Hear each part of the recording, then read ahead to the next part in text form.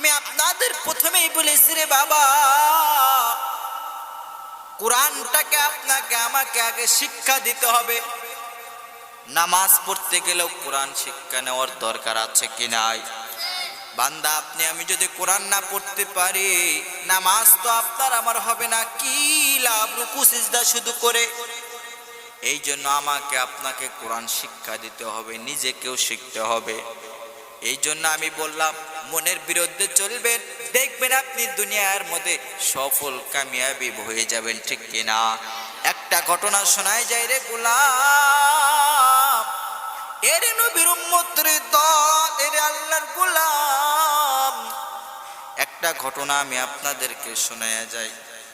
দিল্লিতে এক সাধু থাকতো। কে থাকতো?